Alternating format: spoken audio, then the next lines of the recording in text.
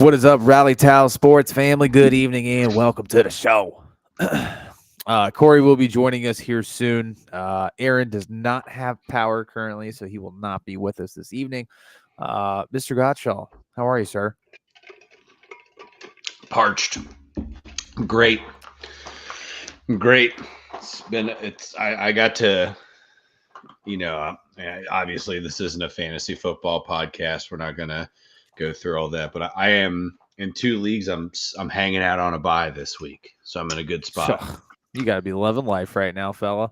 I'm in a good spot. Unfortunately, in my third league, if I do win this week, I finish over 500, which I'm content with. But this league's kind of crazy where like only the top four teams make it into the playoffs. So Gosh, so it's a little bit kind more competitive. yeah, it's pretty competitive. So don't pretty much guaranteed out at this point. There's a couple 10-win records but yeah, 2 weeks, two leagues on a bye this week.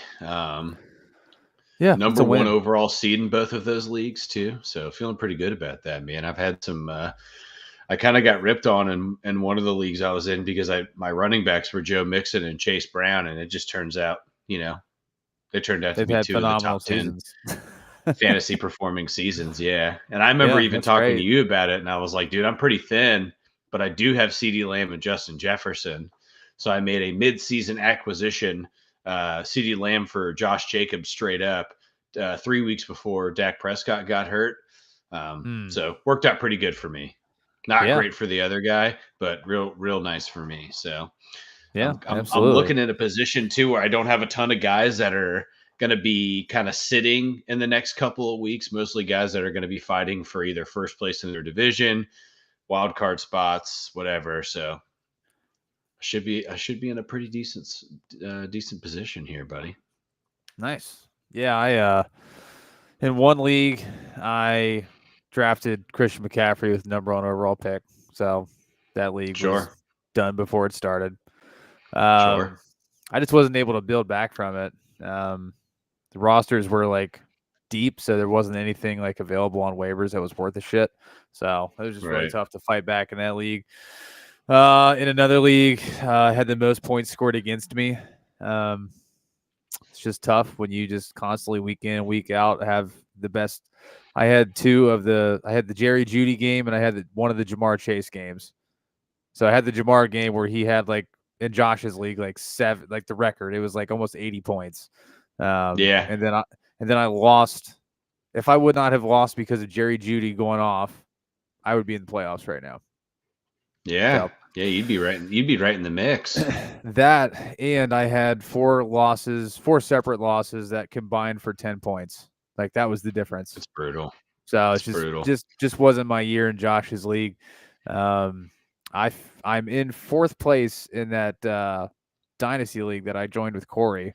And I Nice. just learned that like when you win a week, you actually win. Like if you have the top score one week, you win $40, and I won 2 weeks. So I got 80 of my $100 back already, and I'm in the playoffs with an Nice. opportunity to win a lot more. So not a complete L. So I was very happy to hear that. And then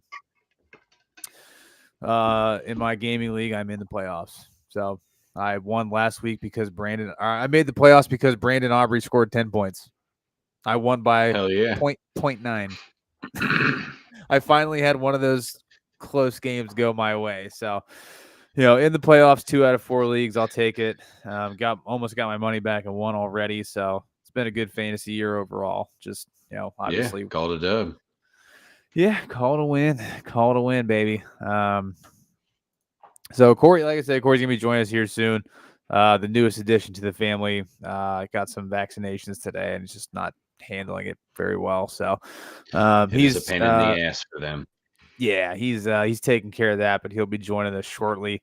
In the meantime, I will go ahead and go over records from last week, and then we can kind of dive into a few different things before we get into this week's picks. Best record last week was a tie between Corey and Todd at 11-2.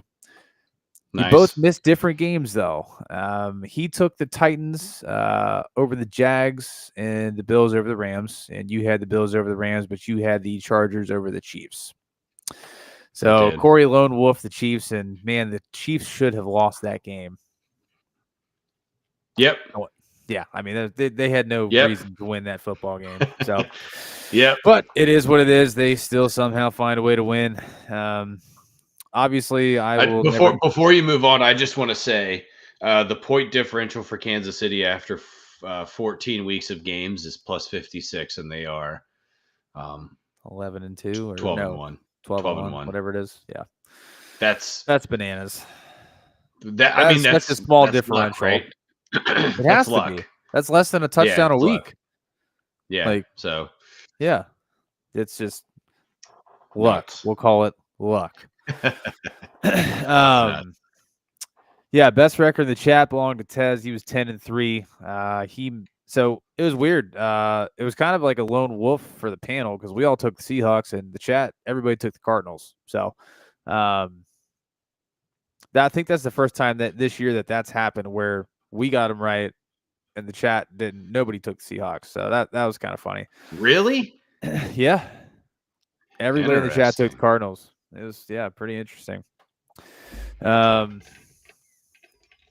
Say another big game that caused was the Jags Titans caused some changes. So obviously you and Aaron took the Jags and everybody else took the Titans. Two shit worst teams teams. AFC So, South. Just it's fucking coin flip. dealing. And then a Mac lot of Jones people had versus the Bears Will Levis. last week. Yeah, a lot of people had the Bears last week too, and the Bears got fucking waxed. So They're a bad football team. I was just getting they just got like Juan Jennings and George Kittle wrecked. Juwan Jennings is impressive, dude. He's had a great year. I think this is one of those situations where he kind of earns himself an opportunity to go. I don't know what his contract terms are in San Francisco. He's not going to get a I'd have to giant look contract, but I'll tell you, he's going to get a decent one. I would say he's anywhere a very between viable like wide 15 receiver to 2 20 option million in a the NFL. year. Like he definitely deserves that, if not a little if, more. If Christian Kirk can get 25 million, he's worth 20 million. You know what I mean? Yeah, easily. I think maybe I would put him above Christian Kirk, like with the production that he's done this year. So yeah, really. I think obviously San Francisco lost Ayuk pretty early on in the year, and it was like, oh shit, what are they going to do? And now San Francisco's not blowing teams out of the water or anything. But you're right. I mean, Juwan Jennings has stepped in and been a nice comfort blanket for Brock Purdy on running Ayuk's routes. He's a good deep ball threat. He's very good at catching balls over the middle.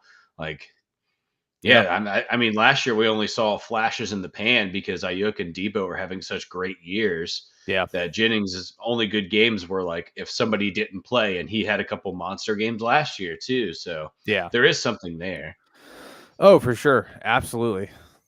So let's dive into the overall records here. Tez still has the overall lead at 146-62. Todd, you're slowly creeping up on him. You're only 4 games back. You lead the panel at 142-66, and that's also the second best record. Third best belongs to Pops at 141-67. Josh is right behind him at 140-68. Ariel's at 138-70. Then you've got Corey at 134-74. I'm at 133-75. So Corey had he was 11-2 last week. I was 9-4. So actually, I went from having a 1-game lead to being down a game. Kind of a big swing there. Ryan is at 130-78, and then Aaron still struggling at 126-82. So just flying. He's just going off the handle at this point. Yeah, I mean, he's at this point, he's 7 games back of third place, which is me. So I just need to make sure that I don't freaking blow this thing, and we'll be Gucci. I won't be in the cellar for the 4th year in a row. Right. But I can't play not to. I can't I got to play to win, not play to just keep third. Because if I play to if I play to just maintain third, I might end up losing that. And we don't want that. Right. So, all right. Any big takeaways from last week before we dive into next week or this week?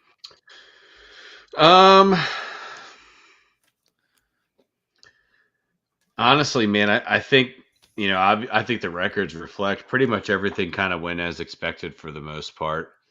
Um, I think my biggest on the fence team, I guess I can go this direction, is still Seattle. Yeah. I can't decide if they're really good or if they're kind of flashing in the pan right now. One thing I will note for Seattle is that Jackson Smith and Jigba being more involved in their offense has made it much better. Yep. DK Metcalf has not necessarily been what I would call a main target for Geno Smith over the last, I don't know, 6, 7 weeks. It's been Jackson Smith and Jigba for the most part. Um, and that run game that they have between Walker and Charbonnet, like regardless of one's healthy and the other's not, like Charbonnet had probably the second best week for a running back last week, third best. And he won't start if Kenneth Walker's available. Yep. So Seattle has there's some pretty decent pieces there, especially with a rookie coach. I'll be interested to see quarterback wise what they do. I don't know if they'll bring Geno Smith back, but if they make it into the playoffs, it's kind of hard to say it otherwise. Like you got to kind of pretty much run it back for the most part. I think Yeah. you look at them as a whole, really. I think their secondary is kind of Swiss cheese. That hurts them a little bit. This isn't really a super strong secondary class coming into this draft. So, interested to see what Seattle will do coming out of this season. But they've exceeded my expectations. They're 8-5. I picked the under for them. Their over under was 7.5. I said they were going to win 7 games. So I was wrong, which Yeah. that's fine. But I mean, I um, don't. I mean, if we go back and we look at that over under, I feel like there's a lot that we're all going to be way off on, just because the season just really hasn't like shook out the way that we thought it was going to. Say one big well, look surprise at for. Go ahead. I was just going to say, look at the Broncos and the Commanders. Right. Exactly. Corey, I think Corey was the only person that was high on the Broncos, Mm. and that was Go real. back I and think take a look everybody at else it. took the under besides him. Yeah, I think everybody else took the under besides him. He said they were going to be sneaky, which he was right. This is an 8-5 team with a rookie, two 8-5 teams with rookie quarterbacks this year. Let's see here. So Broncos. We actually all had the over. Um, Corey Oh, I locked. thought we had. Corey locked it though. He Corey locked the over. locked the Okay, over. all right. Commanders. You and I had the unders. Aaron and Corey had the overs. Obviously, very wrong there. At least Yep. for us. Half of us got it right. Yeah. But let's see here. Wow. All of us had the under on the Steelers, and you locked it. That's a tough one. Well, I thought the AFC North was going to be a lot more competitive than what it is. If I'm going to be fully transparent Yeah. here. Yeah. No, it's Didn't know it definitely was been going a to be little 1-2 different. and then 3-4. Yeah, for sure. I'll say my biggest surprise last week was just the fucking Rams, dude. Like they went Dude, they're freaking punch for punch with Buffalo. That yeah. was like, They, I mean, they haven't. I think you have to start talking about Puka Nakua being in the top 5 conversation at wide receiver. oh You yeah, really do. he's very With clearly his taking skill over the set, number one role there over Cooper Cup. and he's so like just watching that game. I don't know how much you watched of it. I He's just saw the highlights. incredibly physical. Like, I mean, almost to a fault sometimes with how physical he gets in the trenches. But I mean, he ran a touchdown, right? I think he had double digit catches, over 150 yards, ran for a touchdown. Like, he's very impressive. Um, and then I mean, Kyron Williams is a top 5 running back this year too. Like, Yeah, the weapons are there, and they're doing this with mostly a new roster again. So yeah, yeah, that's a good call. That's a good call on the Rams. yeah. I mean, none of us had him. Didn't the Bills have Matt Milano back last week? Was that his first game back? I don't know if he played or not. To be I honest can't with you, man, remember, but I mean, I either way, the point being is that if the Bills are going to compete, that defense needs to get its shit together. Not saying that the Rams don't have a great offense because obviously they've got Kyron Williams who's had a really nice year, and and then you've got Stafford who just continues to just do it. You know what I mean? Do you He's been think the Bills were looking more forward to the Lions and not focusing on the current week game plan kind I of scenario? I would say that probably had a an impact. I don't know how much of an impact it had, but when you're looking at the Rams on the schedule, 6-6 going into last week versus the Lions, like your focus is going to be okay. Let's just we don't have to. We need like 2 weeks to prepare for Detroit.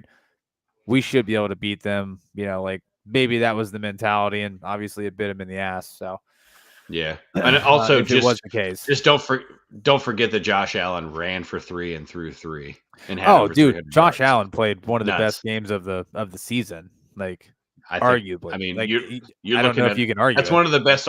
Yeah, I think that's honestly one of the best offensive quarterback offensive performances for a quarterback ever, Oh ever. yeah, for sure. I mean, you run for 3 three, rushing you throw for touchdowns. three. Yeah. Nobody's ever done that. Like No. So it was there's been a lot of he. firsts this year, like Yeah, offensively. Obviously I we got think Jamar too. Chase Like doing what he's doing, and then you get the Josh right. Allen thing, and You look at what Josh Allen's doing this year, though, and it's the best that he's ever looked, right? Like he's really in the whole duration of his career. There's like the weeks where he just goes absolutely nuts, and then he'll have the next week he would throw 3 picks, right? And right, he's not doing that this year. He's taking care of the football. yeah, Like this is the first time we've seen Josh Allen be calculated and take care of the football, and he's like earning up to the like top, being a top 3 quarterback right now to me. yeah. So I mean, he definitely pretty deserves to be in the MVP conversation with the way that he's played this year. That's absolutely no question.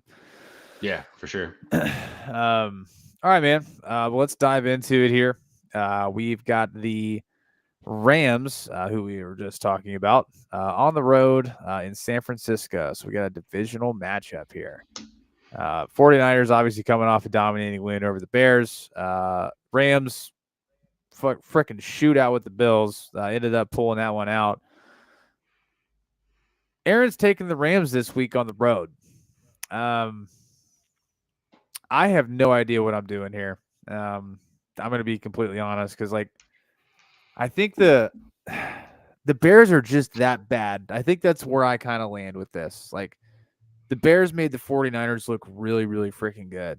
And I just Mm, don't know if you're going to get that with the Rams. We've seen that the Rams can play both styles of football. They can win a game that is, 12-9, but they can also win a game that's 48-44 or whatever the score was.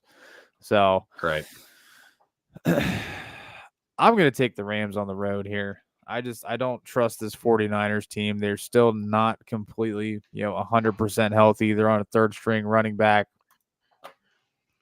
I can't Could take be the a Niners fourth this week. could be a fourth string running back Is tomorrow. Garendo Their third hurt? string running.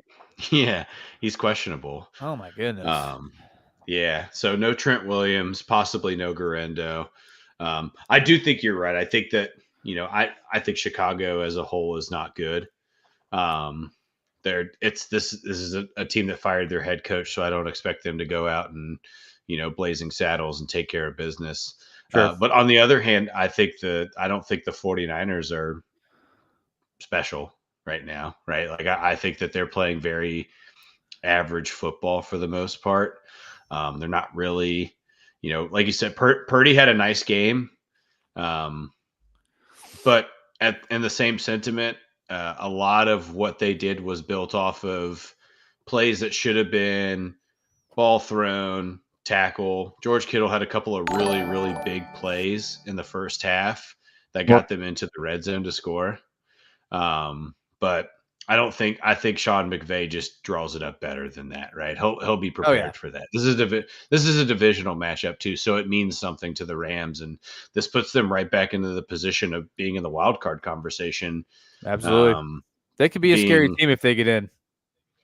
I agree, which is exactly what happened last year too, right? We were having this conversation pretty much around the same time last year when Yep. they caught fire, and we are like, this is a scary team to catch in the playoffs, and we're right back in that position. I think kind of Agreed. alluding what you said earlier, like anytime Matt Stafford's involved in an offense, you're in a position to win, right? That's just what it is. The dude knows how to win football games. He's been in the worst of the worst, and he understands what it takes to win. Yeah. Um, I'm taking the Rams here. I don't foresee back to back weeks of a ton of points. This is going to be a scrappy. This is going to be a scrappy battle, but I do look forward to. I do look forward to a good Thursday night game, though. This is going to be a good Thursday night game. Very Yeah. good. I think this will be right in the mix of like what happened with the Ravens and the Bengals a few weeks ago. Yeah, absolutely. Mr. Roberts, what is going on, brother? Good to see you. What's up, Uh, buddy? Your Pops had a little comment earlier. yeah, I think I, calling I was, Puka I the was, new Randy Moss. yeah, I was getting ready to touch on that. That's that's a That's a big that's a statement. very it is a big statement, and I'd love to. I guess we're talking in terms of like size and physicality because that's what Randy Moss was so good at. Is just Yeah, you throw the ball in his general direction and he would just beat anybody, which does seem to kind of be the case for Puka, even when he doesn't hit a target or have a reception on a target. His hands are almost always on the ball, yeah, which is exactly how Randy Moss was. yeah, absolutely. Also, thoughts and prayers to Randy Moss right now, Yeah, battling liver cancer. Um, yeah, he's been a great, obviously he was a tremendous player, but he's been a great analyst, and obviously he's got to step away for a little bit, and hope he gets it figured out. That'd yeah, be a tough one. So for sure. just seems like one of the nicest dudes. You know what I mean? That's what everybody says to anybody that asks about Randy Moss. He was a hard teammate, but off the field, he was a great guy. That's what you always Yeah, hear.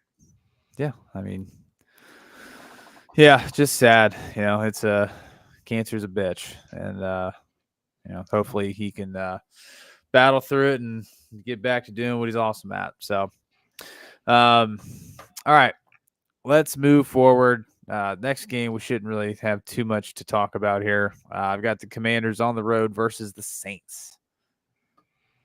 Hmm. Yeah, no Derek Carr again. Believe Yeah, Derek no, Carr is Derek. going to Is he battling a shoulder injury right now? Is that right? Yeah, let me do a quick fact check here. Yeah, I can't remember exactly what he's dealing with right now, um, off the So top. it's a But left. So he did have a concussion on that hit that he had where he went out. So he's in concussion protocol, and then he also has an injury to his left hand. So non-throwing tough hand, to. but yeah, still hard to grip the ball if you need to. So Sounds like Alvin Kamara might be out on Sunday too. That's something I read. He's not. He has not practiced. As a matter of fact, he was in a Tennessee press conference rather than being at practice today. interesting. So yeah, just pay the man, and then he's I'm hurt. I can't play right now. Kind of funny. I mean, what do they have to play I for right mean, now? I mean, right. Well, again, fired head coach. You're not. The likelihood of you making a run at 5-8 with other teams in the NFC doing better that have a wild card run seems pretty slim. One thing to note though is it does seem like the fire that was lit under the Commanders has cooled off just a little bit.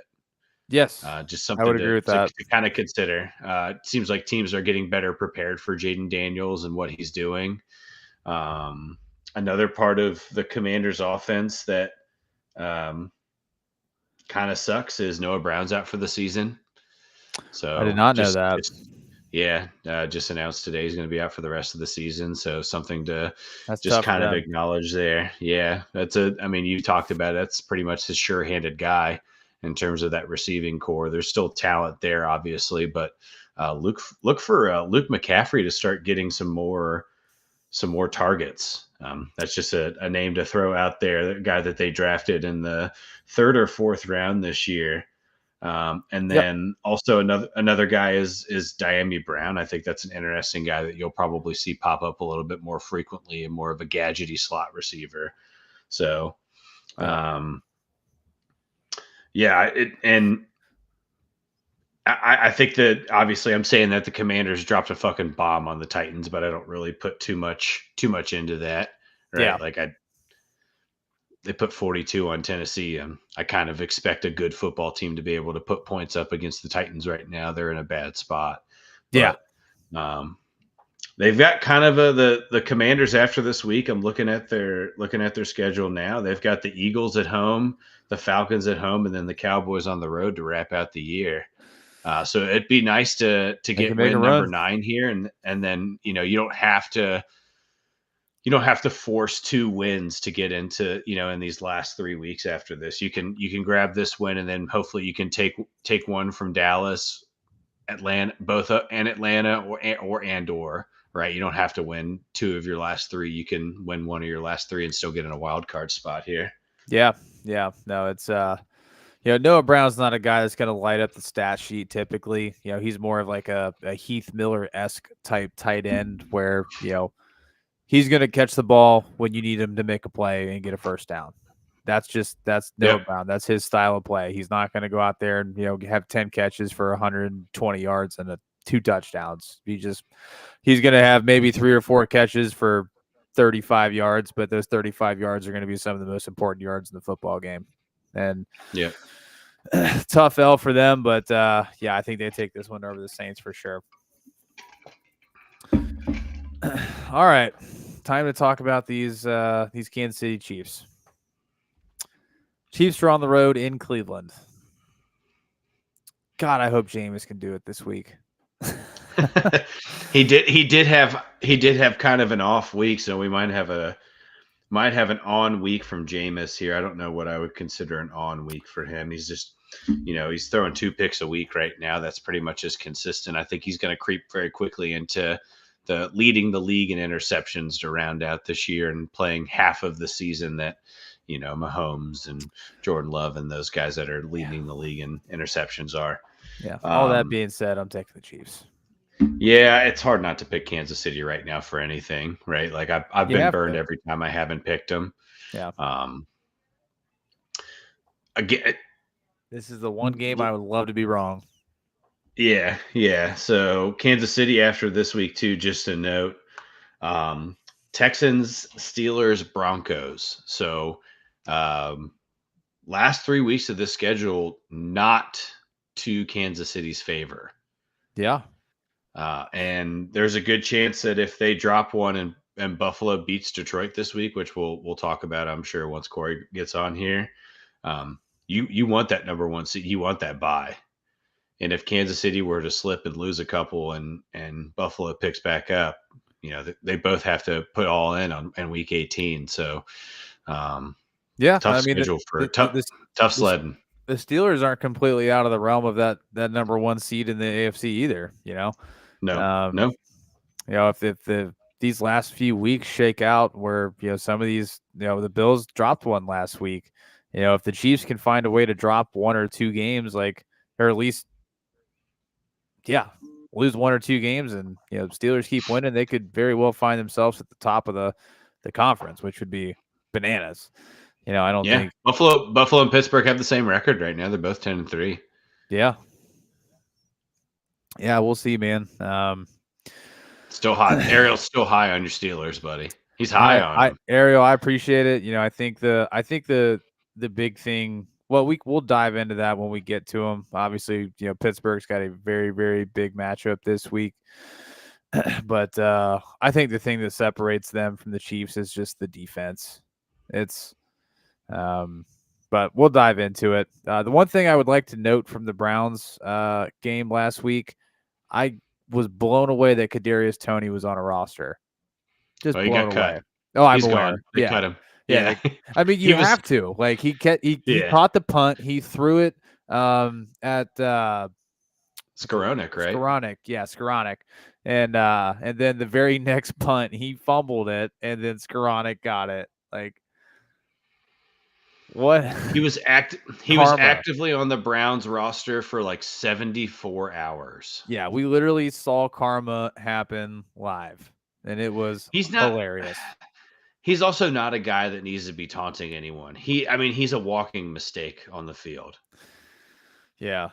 I mean, there's a It's point in insane. time where you felt bad for him because he was struggling to catch the ball, and then you see that happen on Sunday, and you're just like, this guy's a joke. Like, Yeah. Yeah, now it all makes all the like, what's going on with him? Why is he having so many issues? It all comes to fruition when you see something like that happen. You're like, ah, yeah, he yeah, just sucks. yeah, He just sucks in general. he's very athletic, but he's not talented in any way, shape, or form. So yeah, So just uh, I guess before I want to ask this question before we get to the Steelers game because I think we'll yeah. spend a decent amount of time. Do you think George Pickens was really hurt? Um, Legitimately injured enough not to play? Maybe let me ask it that. Let me phrase it that way. I think it was a very, very calculated. I think he was definitely. I mean, I don't think the hamstring thing was like a lie, but it might have been exaggerated a little bit because Pickens does not seem to handle himself well in divisional games. Like I mean, maybe just not even every game. I think it's more of a he needs to grow the fuck up, and Tomlin's trying to put him in his place the way that he knows how to do it, and that's just not playing football. Like So you think this is more of like a Devonte Adams hamstring injury than like a, like I think there was some truth to it, but it was stretched, and and if that's the way that it was, then I'm 100% on board with it because that man has cost us so many yards and like field position and points just because he can't control his ego and his temper. yeah. And I just wanted to ask the question. Mary asked me that question too. She's like, "Do you think he's really that's a hurt?" great And I was question. like, "It's like I said Devonte Adams missed 2 weeks with a hamstring injury, and he played the next week for the Jets. So said I could very much see him hanging out on the injury report, and then by Friday they're like, oh, he's good to go. You know what I Yeah, mean? he definitely plays this week. I'll tell you that. There's no way that he's not going to play against the Eagles. They're going to need every ounce of firepower they have offensively to take on that team. So, Yeah. but yeah, I think it's a great question for Mary, and I'm interested to see how this week shakes out for sure. Moving forward to another AFC North compadre, we've got the Cincinnati Bengals taking things down to Nashville, take on the Titans.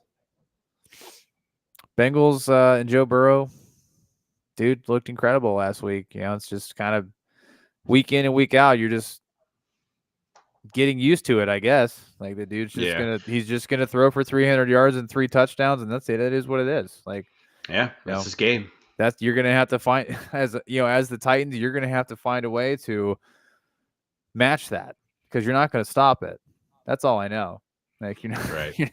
you're not gonna stop it. Like Jamar Chase is having the best season from a receiver that I have seen in quite some time. Yeah. It's Probably bananas. since Demarius Thomas, right? Or Michael, I'm sorry, Michael Thomas, Yeah. I I, think, right? so I I'm sure you saw this. Jamar Chase had over 10 catches, 175 yards, and 2 touchdowns last week.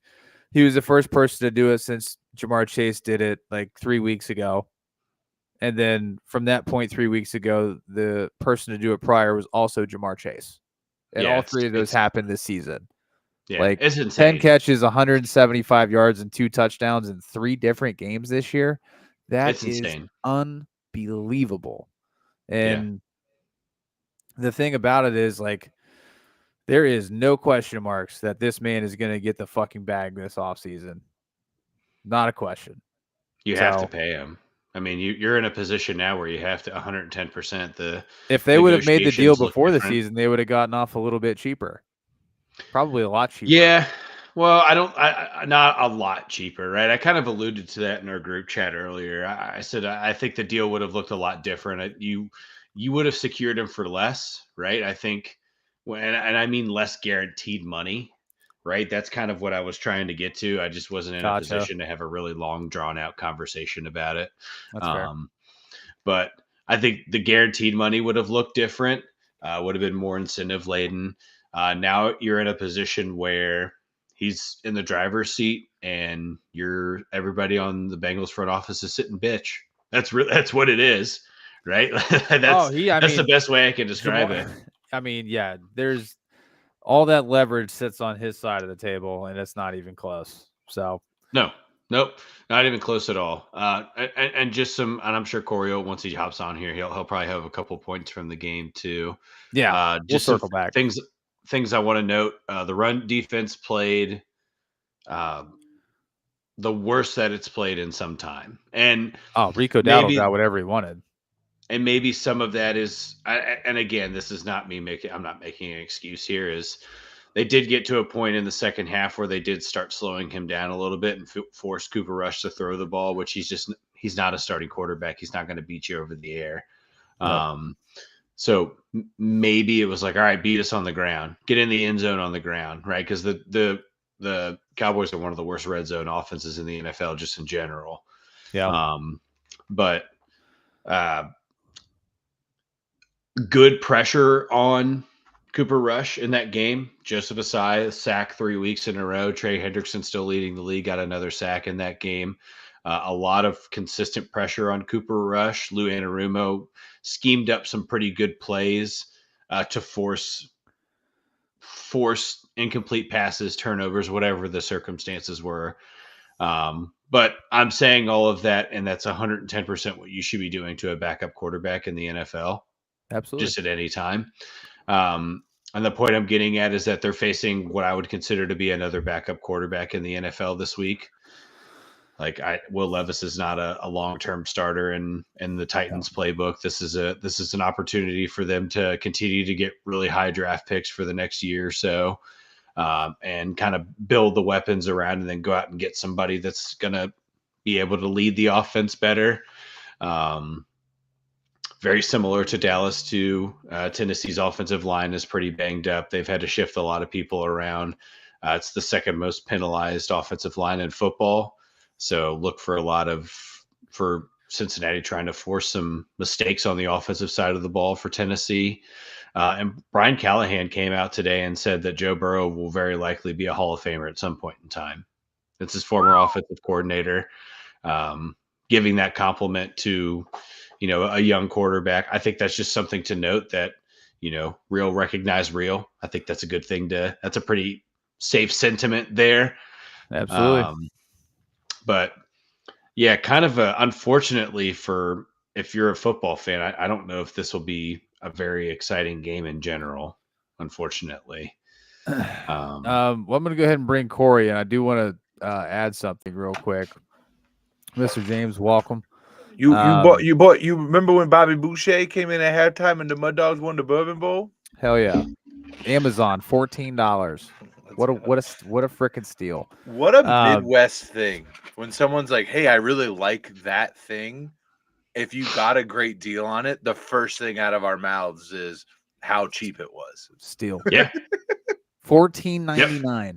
This was straight impulse. I was doing some Christmas shopping and I saw it and I was like, yeah, gotta have it. Boys, I'm in my sparkling water era.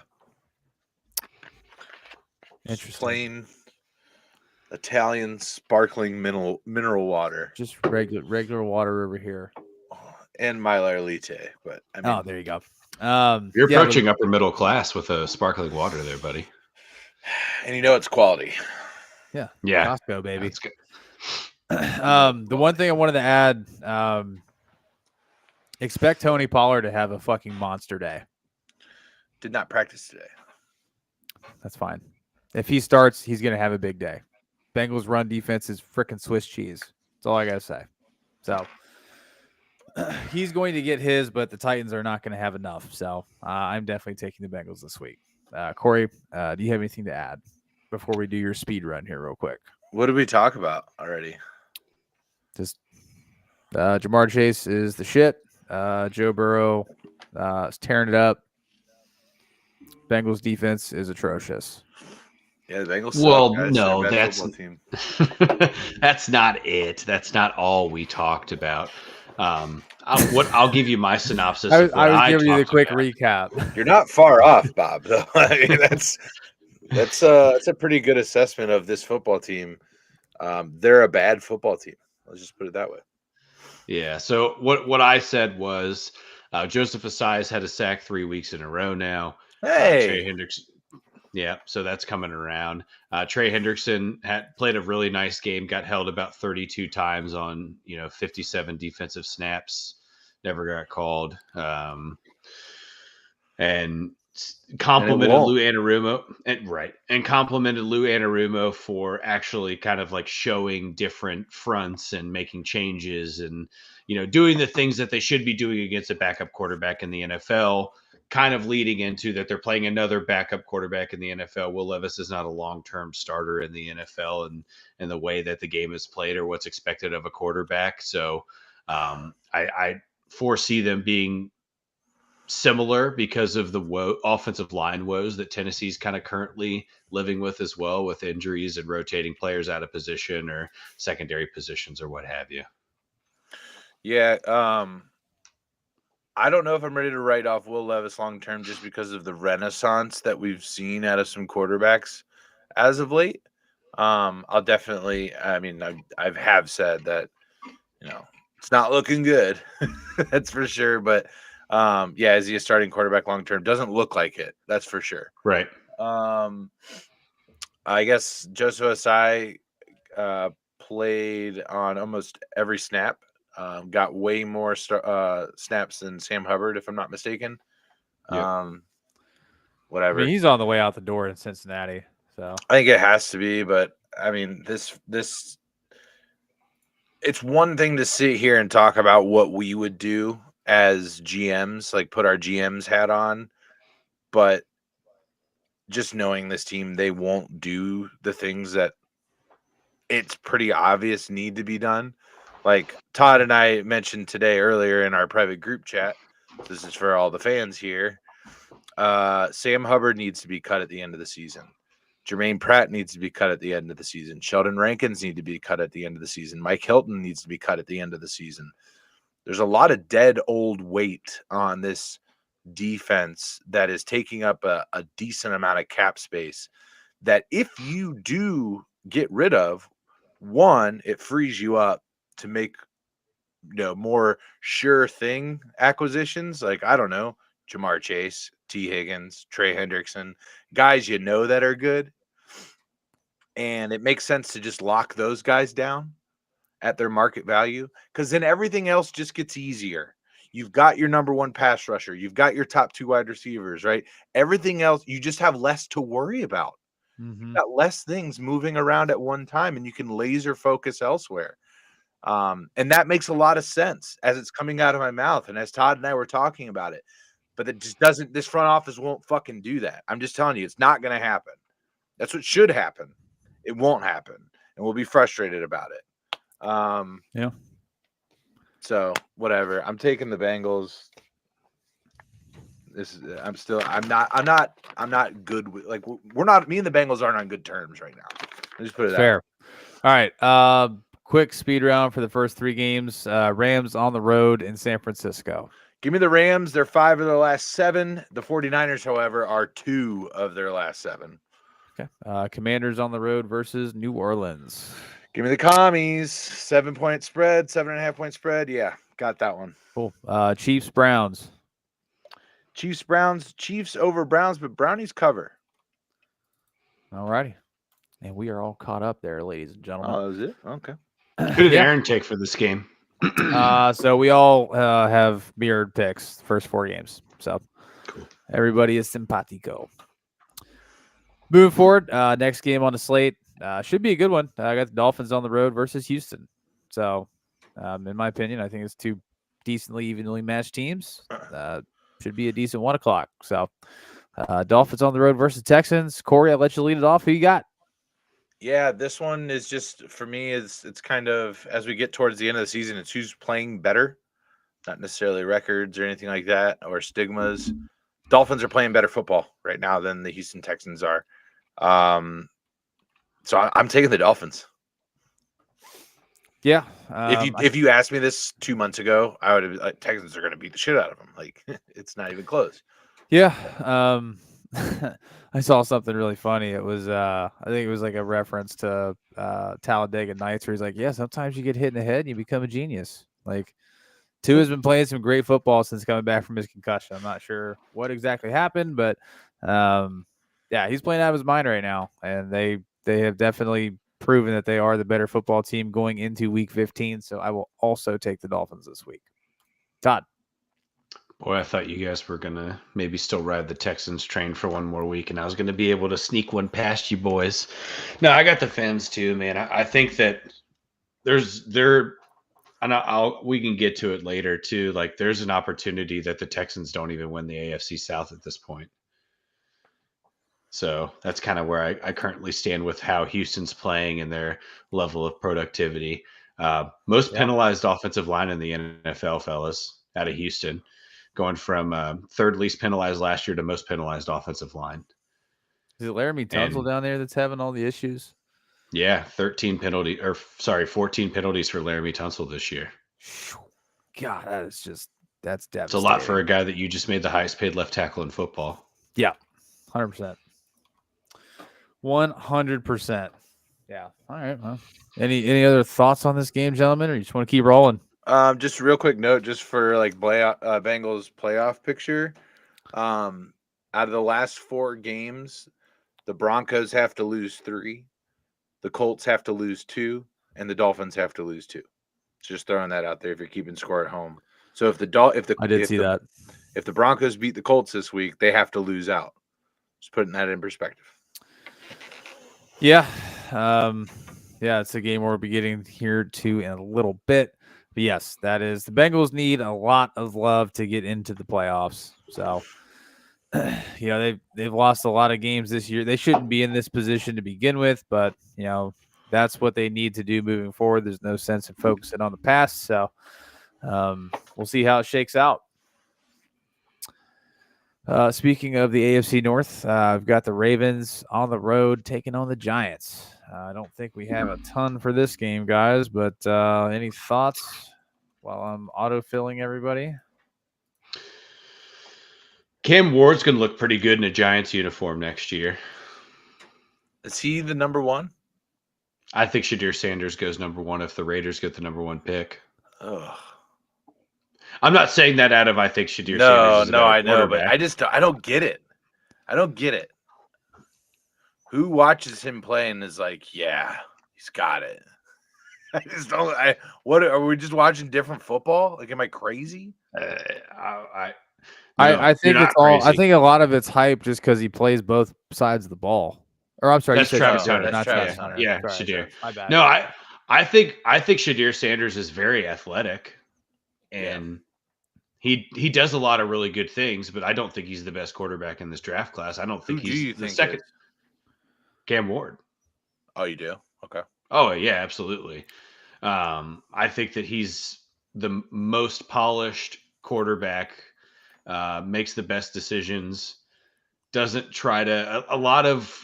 I don't know. Like I was really high on Quinn Ewers up until about 4 weeks ago. Yeah. I'm off it now. I've watched him enough in the last month. Just significantly regressed. Same on Carson Beck too. Going into this year, there were a lot of people that thought Carson Beck was going to be a top 5 pick, and he should have went last year.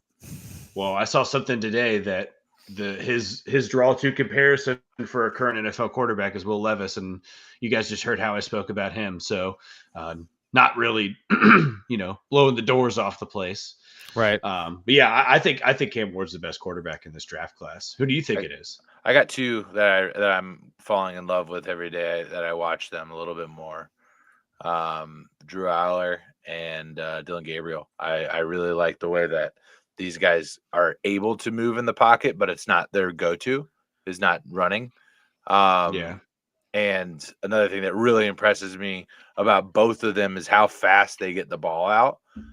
You think Drew Aller comes out this year? Or you think he stays? I don't. But I just in terms of my favorite quarterbacks in college football, I think he could. I think if he went into the draft this year, he would get taken in the first round. Is this like a Justin Herbert situation, right? Where Justin Herbert could have been the number 1 overall pick if he would have came out and right. Now it could very well be just because there's a lot of guys coming out this year. It could make sense for Drew Aller to stay another year. Run it back with, Keegan Michael Key as the head coach and just see what you can do. But no, Dylan Gabriel as well. I mean, that kid, he just fucking slings the rock, man. Yeah. Reminds me a lot of Michael Penix. Yeah. Little lefty combo there. Is that where you're getting at? I Just, like Dylan Gabriel. Just how hard he throws the football. I've never seen I like anyone Dylan Gabriel a lot too. throw a football as hard as I've seen Michael Penix Jr. throw a football. And we might see him on Sunday. Yeah. I'm taking the Ravens. Yeah. By the way. Very well could. I put everybody Dylan down for the Gabriel a lot, Ravens. too. I don't think that he's a first round quarterback, unfortunately. Who's that? Dylan Gabriel. I don't think he'll get drafted in the first round. And I'm not neglecting talent. I just who's going to draft him in the first round?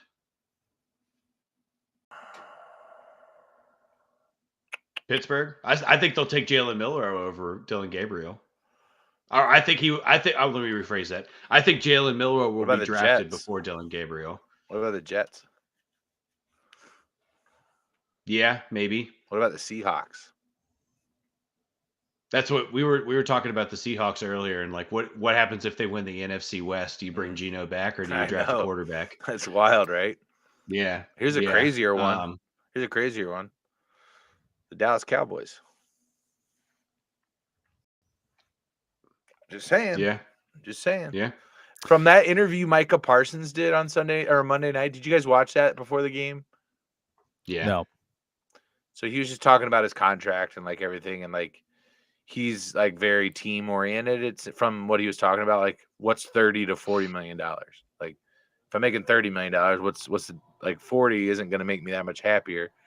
The guys on the show are just like, well, difference is pretty fucking big, Micah, and it's $10 million.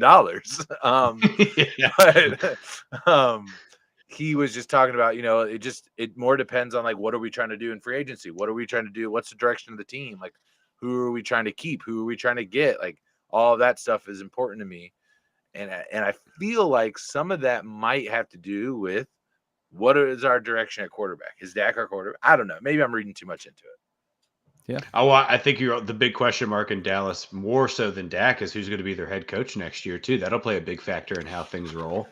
Well, Micah Parsons has been very vocal about Mike McCarthy getting a chance with a healthy roster. But that's Micah. That's not Jerry Jones having that conversation. I know. Yeah, I don't know. I think they need to blow everything up in Dallas and start from scratch, but that's just kind of where I stand. Good problem to have. Yeah, the core there is clearly not working, regardless of health. We've seen them healthy, and then they got waxed by the Packers last year. So sure, Cowboy fans were super stoked to see the Yankees sign Max Fried and that LeBron sat out last night. They're the horrible fans. Oh shit! All right, well, let's move on to a very unexciting game here. I got the Jets on the road versus the Jaguars. I don't like this game at all. It's a hard one to pick. Aaron Rodgers 300 yards for the first time this year on Sunday.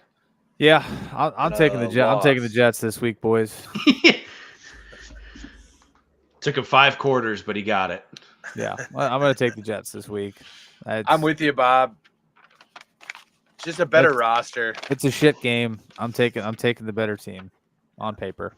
Yeah, exactly. So. Todd, any thoughts? Mac Jones versus Aaron Rodgers at 40. I think I'll still take Aaron Rodgers at 40. I don't know. Over who? Mac Jones. Over what? Mac Jones. Mac Jones. Who? 281-330. 8004. Gonna hit Mac Jones up on the low, Oh shit! All right. Well, we just talked about the Cowboys. They are up next here. They are on the road versus the Panthers this week. Panthers have been playing some decent football as of late. This is the first time they've been favored in like 4 years. I feel like that's a trap. I was gonna. Do you know the exact? I looked it up earlier. So the last time they were favored in a game. It was week 1 of when Sam Darnold started for him. So it's been like 2.5 years. Wow. Whoa. Wow. Last time they were favored. That's wild. Isn't that There's crazy? a I know stat for ya. you're being facetious, but that's true. That's a thing that happened. No, I knew it had been a minute. Yeah. Yeah. It's been 2.5 years since they were favored to win a football game. I feel like they shouldn't be. Yikes. But give me the Panthers.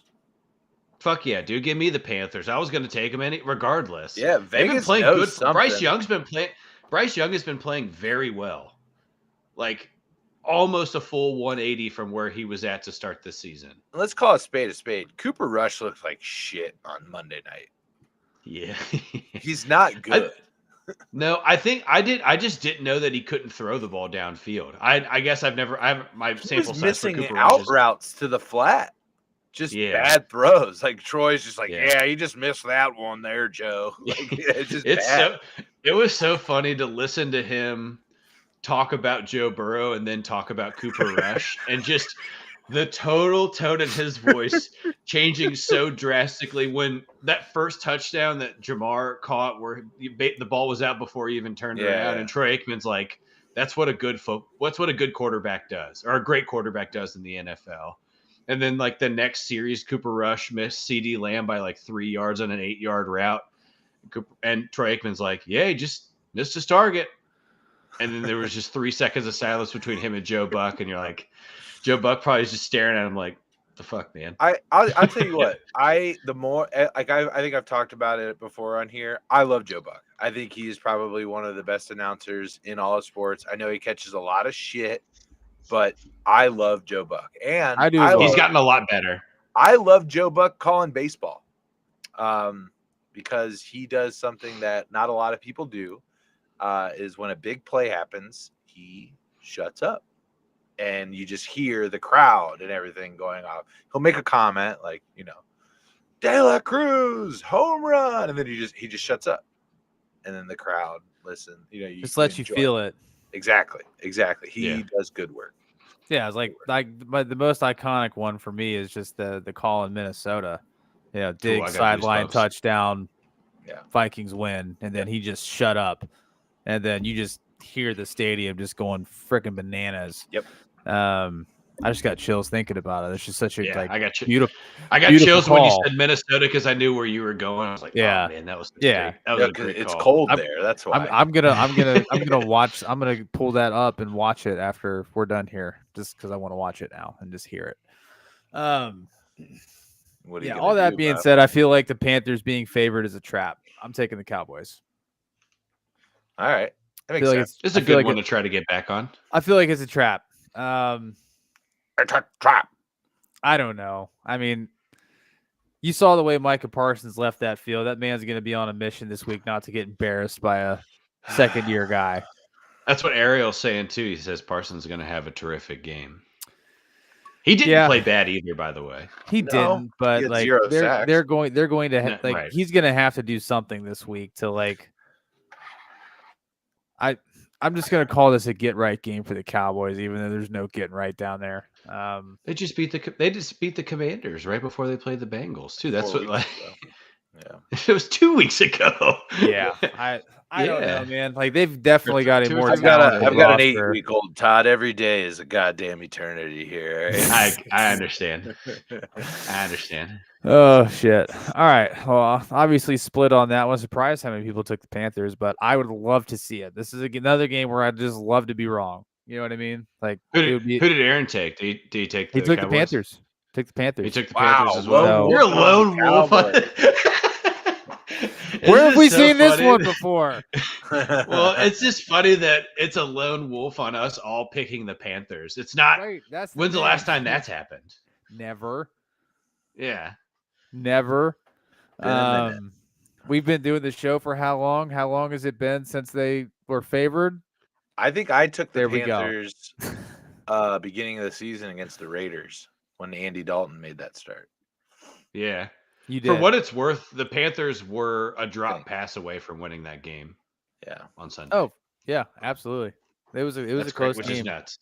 If Xavier Leggett could have pulled that off, that would have been fantastic. I love it. He's supposed to go out with Rod Wave after the game. Dude, did you see that TikTok where he said he eats raccoons? Yeah, dude. Yeah.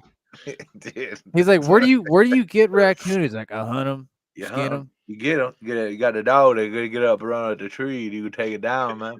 It's fucking crazy. It's crazy. wild. That is the some most country person I've ever backwoods seen in my life. bullshit, dude. That is some It's crazy. backwoods. They were like, bullshit. when's the last time you had raccoon? He's like, Thanksgiving. Like, Well, no, on the Thanksgiving game, he was literally talking about how he was excited to go eat some raccoon. Man, they got a raccoon. Like, he was talking about it like he's ready to go eat the fucking raccoon right after the game. It was insane. It's crazy. Insane. yeah, what an interesting fella for Great sure. character for the NFL, by the way. Oh my god. yeah, I mean, absolutely. since his draft interview, Yeah. it was just wild. Yeah. If he like turns on the Jets and he becomes like a good wide receiver in the NFL, you know how many commercials where it's just gonna have fucking subtitles for everything he says? It's gonna be awesome. He's gonna get a fucking ad for Babbel. Yeah. Oh shit. All right. Let's move on to one of the better games of the week. I got the Buccaneers on the road versus the Chargers. Should be a good one, boys. Should be a good one. Yeah. Buccaneers have obviously lost a lot of close ones this year. Chargers are coming on though. Chargers have looked good over the last few weeks, and yeah, this is I think it's a pretty big game for both teams, if I'm not mistaken. Let's see where their records sit at here. So the Buccaneers are 7-6, Chargers are 8-5. So both these teams realistically on the bubble for the playoffs right now. So this is Chargers are in right now. Season ended today. Chargers make the playoffs. Yeah. So I mean, this is like saying big game here. If the Chargers lose, that definitely puts a chokehold on what they can do. And then the Buccaneers, if they don't win this game, they're kind of on the ropes. So I know that the NFC South is kind of up for grabs at this point, but yeah, this is a big one, man. Aaron took the Chargers this week, so we can kind of give you some context there. But Todd, I'll let you lead this one off. Who you got? Man, this legitimately is, to me, this is the best game of the week. Obviously, you probably have a different opinion, but I do think that this is going to be a pretty exciting game. It's not going to be a score blaster, but this holds I think some pretty significant water for Tampa Bay because the Falcons play the Raiders on Monday night, and if they lose, then they're tied for the lead in the NFC South. Offensively, they continue to play strong, put points on the board. Defensively, they continue to make stops. But on the other side of the ball is the best defense in football. And they just don't give up a lot of points. The most points they gave up was the best quarterback in the NFL. That's it. It's the only team that they let kind of dog walk them a little bit. Who's that? It's Joe Burrow. Yeah. But I am going to take the Chargers here. This is not a home homer pick. LA is never a home game for anybody that plays there. I just think this will be a very well played chess match for John Harbaugh winning a football game. Fair enough. I'm also going to take the Chargers this week. I just think they've been playing better football as of late. Defense wins football games in the NFL. That's been pretty clear off of everything that we've seen this year, and nothing to scoff at with the Buccaneers and that offense that they've got going on. A little inconsistency at the running back position, but they still don't struggle to put points on the board. That being said, the Chargers have been very good about not allowing points to get put on the board. So I'm going to roll with Harbaugh and the Chargers defense in this one. Corey. Yeah, I'm with you guys. Definitely not one to fade you. I had the Chargers coming in, but definitely not going to fade it now that everybody's taking the Chargers. So, I think there's a whole lot more to be said here. It will be a lot of fun to watch two good quarterbacks, two top 10 quarterbacks in the NFL. Go at it. By the way, this is not the game of the week. Bobby, your game is not the game of the week. We'll talk about the game of the week when it comes up, though. Oh, I know what you're alluding to. Yeah, I mean, it's yes, this is. I would put this one third for sure. I would agree. This is third. This one is Oh, third. A guy can't just be facetious on a fucking podcast, Oh, fellas. come Jesus on. No, Christ. absolutely I not. hurt your feelings. This is life and death, sir. All right. Next one on the board, we got the Colts versus the Broncos. So a very important game for the Cincinnati Bengals fans. Y'all need the Broncos to lose. Can the Colts I would do that disagree. this week? I would disagree. Just based on who the Broncos have coming up versus who the Colts have coming up.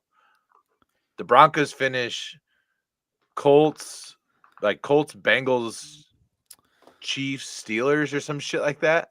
Here, I'll Like- pull it up real quick. Like it's ridiculous. Like their last 4 games are nuts. So they play Chargers, Bengals, at Chiefs, Colts. Yeah, they're at home against the Colts. They are on the road in LA. They are on the road in Cincinnati, and then they are back at home for the Chiefs to wrap the season. Yeah, it's brutal.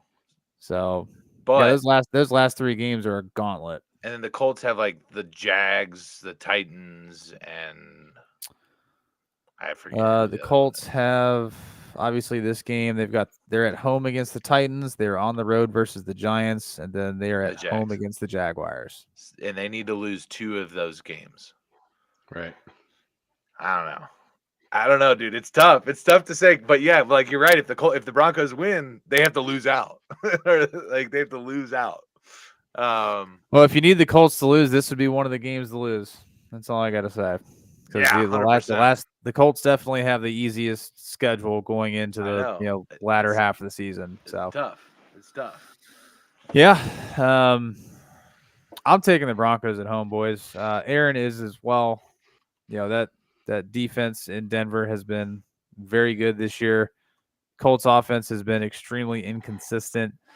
I am going to roll with the Broncos, and plus Bo Nix is, obviously, I don't think it's really a question at this point. He's been the best rookie quarterback in the league, and I don't think it's close. I think the next closest would be Jaden Daniels, but other than that, there really hasn't been a big splash. Taking the Broncos at home, Bo Nix, that defense, they get it done. So, Todd.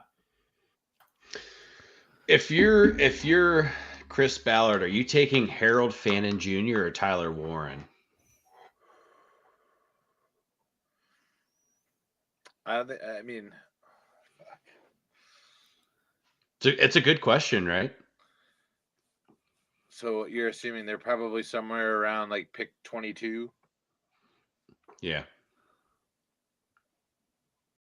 I don't know. I don't know. I mean, shit. I don't know. It's so early. I'm biased.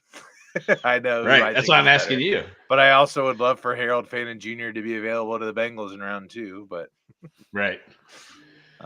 It's just a thought. I could very much see him flying up a mock draft and passing Tyler Warren as being the first tight end take. And this is obviously, there's no Brock Bowers in this draft class. There's not a guy that's going to come in and, damn near have 100 receptions. His name's Harold Fannin Jr. Yeah. It's crazy. Yeah, I'm taking the Broncos too, fellas. I mean, Corey said it. This is 110% a must win for them. Right? They have to win this game if they're trying to seal their fate and creep into a wild card spot here. So, yeah, give me the Broncos. Just an interesting thing if you are someone looking for, possibly if you're not in a super deep league, looking for a wide receiver to grab. Somebody, I just had his name and I lost it. Marvin Mims. Marvin Mims. Thank you. Jesus Christ. Marvin Mims would be a great pickup. It's been in the end zone every week for the last 4 weeks, plus 75 yards 3 of the last 4 weeks. Bo Nix has figured out how to be a quarterback in the NFL and distributes the ball really nicely and feeds 7 to 9 targets a game. So that's a little fantasy tip for you there, because their running game is rough. So It's kind of forced Bo Nix to get good at quarterback if you look at it in that context too. Like, they can't run the ball, so it's forced him to throw the ball and make decisions. Yeah, I mean, I think their run game is kind of just him being fleet on his feet and making plays with them when he has to. So Javonte Williams not healthy in Denver, right? Or am I just imagining that because he's always hurt? He just hasn't played well. Got it. Okay. Roger that. Corey, who do you have? Yeah, I got the Broncos here. Okay. Cool. Keep it short, sweet, and to the point. Either. Before we dive into these extremely juicy 4:00 matchups, I believe we've got. Oh, sorry, we're already in it. That's Yeah, I my was gonna say. sincerest apologies. Bucks Chargers was the first one. There's really only two games you really need to watch in this 4:00 slate. Those are coming up next. So we've got the Patriots versus the Cardinals. Patriots are on the road in Arizona. Not an exciting one. This one will not be on the television. Taking the Cardinals. Yeah, I'm breaking my rule. This will be the truest test of it. Truest test of not to bet on the Redbirds after you cut the bird. I'm taking them. If they lose to the Patriots, we can put it in stone. If they lose to this game, absolutely. Give me the Cardinals. Yeah, Aaron's taking the Cardinals as well. Todd, are you fading or are you riding the train? What's my overall lead? Is it 9 or 10 games? 8. Where am I at? So Corey, you passed me. So you're now in second. So Todd's at 1. So I'll just rip off the wins. Todd's at 142. You're at 134. I'm at 133, and Aaron's at 126. Yeah, let me fade this one. Give me the Pats. Oh, Bobby! He did it! Oh, shit. You see how I was able to talk him into that? Oh, my God. Let me do a one-time fade. For what it's worth, Kyler Murray has played horribly the last 3 weeks. It's almost like it's after Thanksgiving. Has played very, very bad. Dude, new zombie map dropped on Call of Duty. Duh. Duh. And Drake, I mean, the Pats are coming off a bye week. This just has the recipe for them beating the Cardinals 14-9. I literally wouldn't be shocked if it shook out that way. Yeah, not at all. So I don't think Corey would either. It's got all the mix of it. Cole Strange coming back for the Patriots this week, fellas. Big interior offensive line. First round pick from the University of Tennessee, Chattanooga. Projected 4th round pick. Belichick decided to take him at the end of the first round. Back off IR, playing in this game. Something to note. Indeed. All right. On to what I would assume is the best game of the week in Corey's eyeballs. We've got the Buffalo Bills on the road in the Motor City, taking on the Lions. What a fucking football game this is going to be. If you have anybody on your fantasy rosters on either of these teams, start them. I don't care if you're starting 4 Bills or 5 Lions. Doesn't matter. Throw them in. This is going to be a fucking shootout. I don't care if you got 1 ass cheek, 6 toes. It's Dan Campbell. Yeah. No. Yeah. Bills Lions, man. I'm honestly kind of pissed off that this game is going to be taking place at the same time that the Steelers are playing the Eagles, because I would love to give my full, just unadulterated attention to both of these games. Yeah. But obviously not the case. So I'm surprised they didn't flex out the Monday night game and put one of these as the Monday night. Yeah. Bad call in the NFL. That Monday night game is going to be fucking dog shit. But there's 2 of them. Maybe that's why. Maybe they're both going to be shit. You could have put these on Monday night. Fuck. All right. Well, let's just get to the task at hand here. Bills, Lions. Corey, lead us off. Who do you have? Yeah. Dan Campbell got away with one, I think, last week, boys, on Thursday night against the Packers. Going for it on your own 30-yard line is just weird. I don't get it.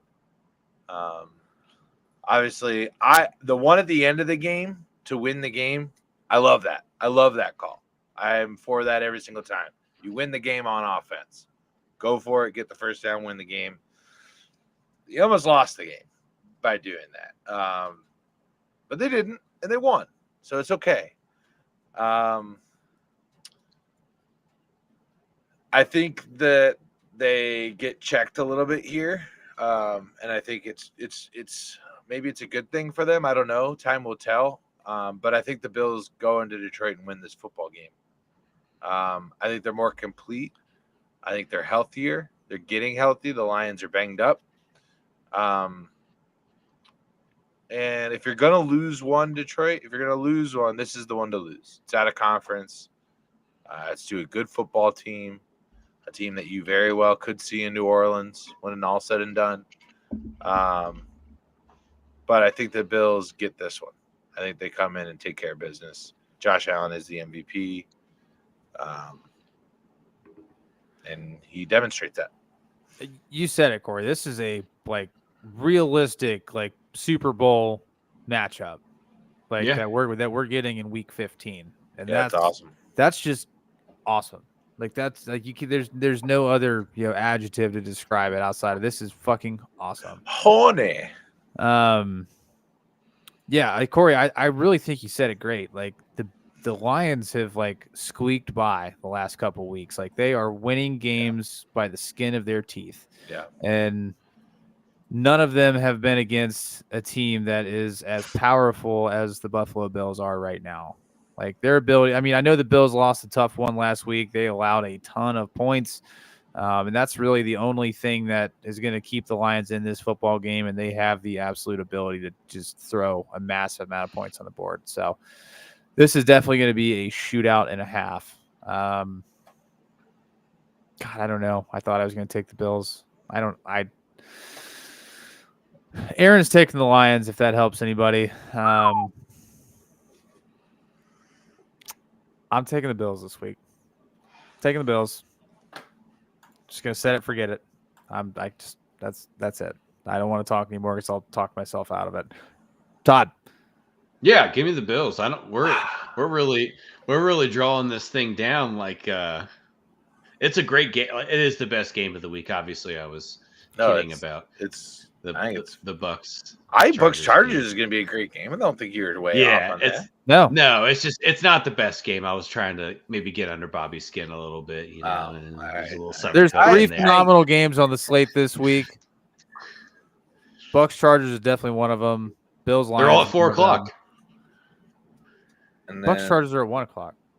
I think it's a 4:00 game. Oh, it is a 4:00 game. What you doing, dog? What you doing, dog? It's a 4:00 game. Yeah. Holy smokes! All 3 of these are going to be up on the same time. On 4 o'clock. Well, no, Lions Bills is 4:25. Yeah. Bucks Chargers 4:25. No shit. Yeah, because they're the West Eagles Coast 4:25 and Bills Lions 4:25. Yeah, it's an injustice to America, really. When you think about it, it's not fair. Sunday tickets only. I was gonna say Sunday tickets $89. So this seems like people are just gonna be like, "Fuck, it's only $90. I gotta watch all these games." Yeah, yeah. Oh, you better believe I'll have it on the TV somewhere. 100%. Yeah, no question. I don't know, man. I think. I mean, you guys have kind of said everything that I was planning on saying. I just want to add, it's so fucking hard. They're not going to lose just one game this year, fellas. It's damn near impossible to fucking roll out, 16-1. We haven't seen it yet, right? Nobody's been 16-1 yet since they've added the extra week. Nope. No. Yeah. And the Bills losing to the Rams, and it's kind of been spun as this thing of what's Buffalo doing going into this week? I'm not 100% certain this is going to be a close game, fellas. I could see this being a double-digit win for Buffalo. Oh, wow. You best not show your head up here in the mitten, dog, talking like that. I know. There's something in my gut that tells me that all of these fucking close games, it's been a lot of divisional matchups for Detroit recently. We all know how those kind of shake out. you've said it. The defense is super banged up. Like Here's the Josh thing. Allen has Buffalo, like Detroit can score with Buffalo. sure, Yeah. right. I'm not saying that they can. I'm just saying I could very much see this being a game where if Buffalo gets a 2-touchdown lead and they hold the line, they could win by 10. Dan Campbell over under 1.5. Go for it on 4th down on his Over. own side of the 50. Over. I think you'd be. History tells you to take the over there. All right. It's ridiculous. Yeah. But yeah, man, I could just see this being a game where Detroit loses by 10, but nobody says like, "Oh shit, what's going on in Detroit?" Right? Yeah. Like Yeah. they're just losing to the best team in the AFC. It's not a big deal. And the Buccaneers. Yeah, and Tampa Bay. But I don't know, man. This just has all the writings for me of like Buffalo's going to come out fully charged. And obviously Detroit does it every week too. It's not like they're going to just let them fucking shit all over them. Yeah, and but, it's at home. But I could see this being a 10-point win for Buffalo. Yeah, very well. All right, on to the Pennsylvania Super Bowl, boys. This is a game that I would love to see happen every year. I think The Quaker State Lube Bowl. Yeah, yeah. No, it would be. I think it'd be a lot of fun. It's a. It's not. It's kind of like when Cleveland plays Cincinnati. You've got that. You got that in-state rivalry. I think there's going to be a lot of juices flowing. Tensions are going to be high. Steelers defense looked awesome last week. I know it was against Cleveland, but Cam Hayward showed up again. 2 sacks on the board. Landon Roberts didn't make a ton of tackles, but he made a very, very awesome play. Stretching the outside, absolutely just blowing up. God, his name's eluding me. One of the linemen for the center that was pulling, just absolutely wrecked his shit. And they obviously didn't get credit for the tackle, but should have.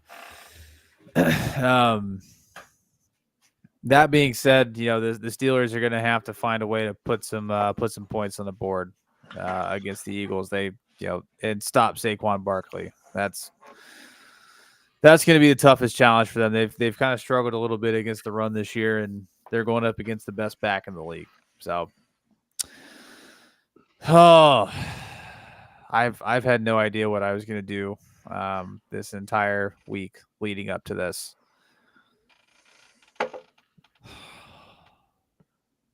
Taking the Steelers. I'm not gonna hedge my happiness here. I'm taking the Steelers. There you go. I think this is a very winnable football game for them. Jalen Hurts has not been playing the best over the last few weeks. He's kind of looked lost out there. Todd, I know you and I had spoke about it earlier today. That AJ Brown's not exactly pleased with what's going on, not receiving the ball a ton, and there's a little bit of tension on the offensive side of the ball there in Philly. So I'm going to go with the team that I feel has better leadership, and I'm going to take the Steelers. Aaron also has the Steelers, so for what it's worth. Where's this game at? Acrisure or it is in Philly? The Link. Link Financial Field. It's at the Link, baby. The Birds and the Stallers. Just a fucking state of people that talk weird. They say Ariel, I appreciate all the hype, dude. Just let's dial it back a little bit. Let's dial it back. We're just Steelers going to the Super Bowl. Week 15. He's been saying it for weeks. That's wild. For weeks. That's wild. Yeah, you got whoever wants to go. I don't care. I don't really read a whole lot into the noise stuff yet until I see it on the field. A lot of the times, people look for stuff to talk about. Philly is probably one of the most marketed and reported on teams in the NFL just because of where they're at. Philadelphia, major city. Sure. So I don't know if I read a whole lot into that. I just look at the horses in the stables, and I think Philly's got more of them. Todd said it last week. They might be playing the best football at anybody. They stumbled a little bit last week in Carolina, but they got the job. We're talking about that, but they won the game, right? Like they stumbled against the Panthers, but won. They just didn't look that good. All the while, we're talking about Carolina is looking like a really good football team as of late, right? This is going to be a great game, though. But yeah, it's if it was in Pittsburgh, I might feel differently. But defense travels, so Pittsburgh's going to be able to do what they do on defense. They're going to be just fine in that regard. So it's going to be a hell of a football game. Two really good teams, two quarterbacks playing really well. I definitely think you're right on the coaching side. You know how I feel about our boy Sirianni there in Philly, but yeah, just this feels like a good one. Give me the Eagles. All right, Todd. Yeah, I'm taking the Eagles here too. We can make this a little split panel action. I'm standing on my ground. I think Philadelphia still has been playing the best football over the last 6 weeks. I don't take a game where they win by 6 against the Panthers this is a regression. I do think I'm on the Kellen Moore train as being a top tier offensive coordinator again. Just his ability to change direction and put the ball into strengths. And obviously it's easy to hand the ball off 30 times a game. But if you watch the way that the Eagles run the ball and the misdirection that they create and adjusting from man to zone blocking and all the things they do, and it's a credit to, they have two of the best tackles in the NFL on both sides of the ball. Like, it's pretty easy to kind of stretch the edge when it's either Jordan Malone or Lane Johnson kind of leading the charge for you. But yeah, I'm with Corey. I don't read a lot into. I just think it's funny that Brandon Graham's like the shit stirrer and he's the veteran. It just seems fucking weird. It just seems like he wants attention, maybe. Like, that's kind of how I see it. Like, season's over. He's just figuring out a way to still, have somebody visit his locker after practice or after a game or something. I don't know. AJ Brown's kind of a shit talker all the time too. It's just it's just a weird thing for, I don't know, the guy that's supposed to be the leader of your team to like stir the pot. And I don't know if maybe either he's an attention whore or like there's something there where he's like trying to light a fire. I don't know. It could be like a fucking reverse psychology, brilliant act of Brandon Graham. But yeah, I think this Eagles offense is playing some of the best football. And I think that, a guy obviously he's starting to get more credit, but I think Cooper DeJean should be in the conversation right now for Defensive Rookie of the Year on what his impact is. DeJean. I was thinking mustard, dude. You got me wanting a brat. Yeah. Sorry. Yeah. That's all I think about is different types of mustard at any time of the day. Dusseldorf, Dijon, horseradish mustard. It's all in there all the time. Spicy brown. I can't stop talking about it. Yeah. I think he's got to be in the conversation for Defensive Rookie of the Year of his impact to the secondary. But yeah, give me the Eagles here. Should be a real rowdy tailgate though. Oh Philly. Yeah, that's gonna be under a dozen arrests before the game starts. Over. Over. I don't know what the line is for that. Especially a 4 o'clock start. Jesus. Yeah, they're gonna start drinking at 7 a.m. Yeah. Oh my god. Yeah, that's gonna be a shit show and a half. So, God. All right, boys. Let's move on. Opposite side of the country here, we got the Seattle Seahawks at home against the Packers. Big NFC Monday night delight. Yeah. Sunday night. Yeah. This one's Sunday night. And then I thought it was one of the Monday night. Sorry, my bad. Nope. I thought it was one of the Monday night games. Too good of a game. Yep. Sunday night game. Packers on the road in Seattle. Oh yeah. All right, see, this is just this is another. Sucks, dude. Yeah, it's a coin flip, man. It just depends on who Aaron pick and then make Todd go. Aaron took the Packers. Yeah. So is it that means it's my turn now? It doesn't have to be, Todd. I was just being a dick. It can be. It can be. This does. God, the line's fucking 3. It's just, All right, I'm it's a going with my fucking gut. push. I'm going with my gut. I'm going with my gut. Give me the Packers. I got it right here.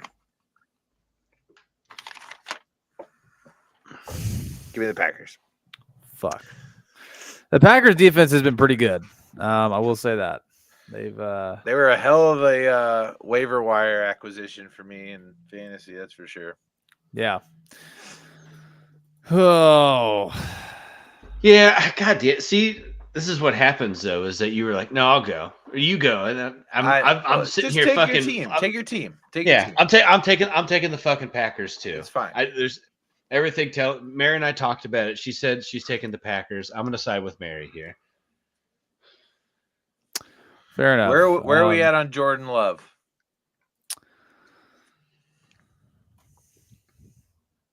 $11 through $15. Wait another in terms year of the quarterbacks. Wait another year. I mean, he's had flashes of greatness this year.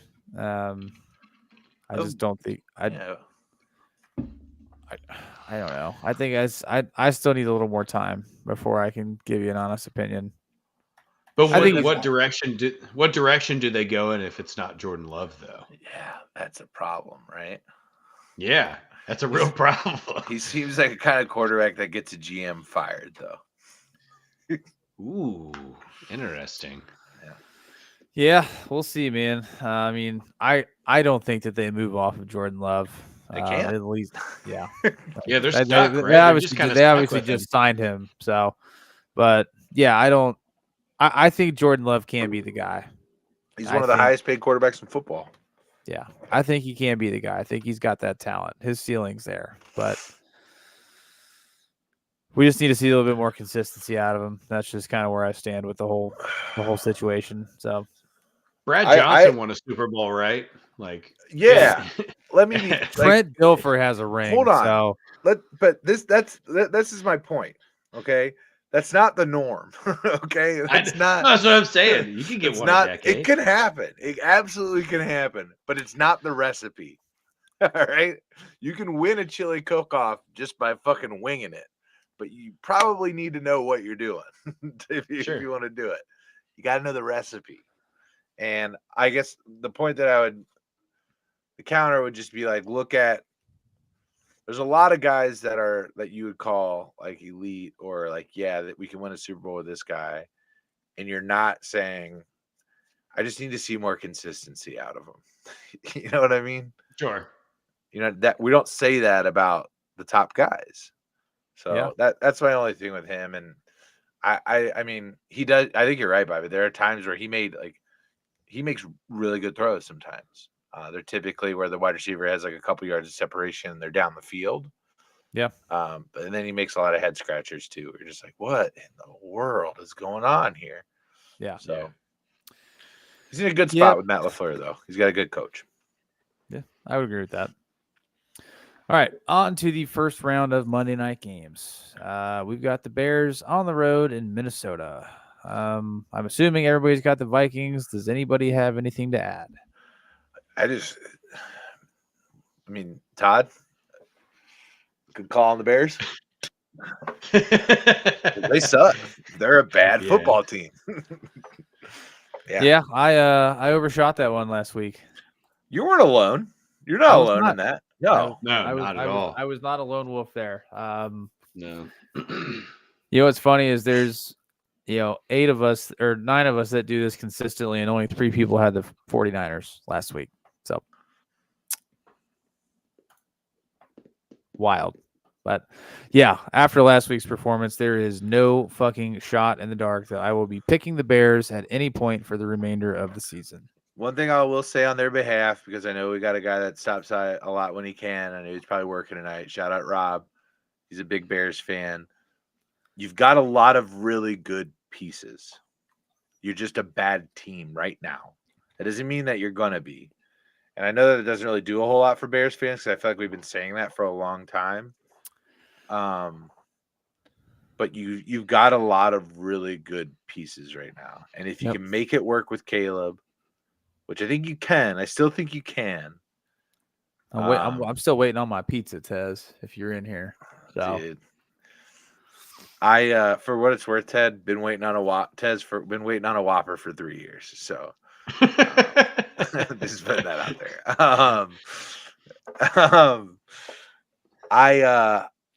I was me and Bobby were pretty open about how we felt about Caleb Williams coming into this season. He lost me when he wept openly after losing a college football game that wasn't a playoff game. So was that against Oregon last year when he did that? Washington, That's at it. home. At Yeah. home. And then he climbed up into the front row at Trojan Stadium or the Coliseum or whatever and wept uncontrollably in the arms of his mother. Yeah, that's right. I forgot about that. Dude, it's just a tough look, man. It's a tough look. Like, here's the keys to the franchise, son. You're the guy that's going to get it done for us. Like, I don't even know how you wouldn't date my daughter. I don't even think I'd let you do that, let alone be the quarterback of my football team. And there's priorities there. No, I'm just kidding. But seriously.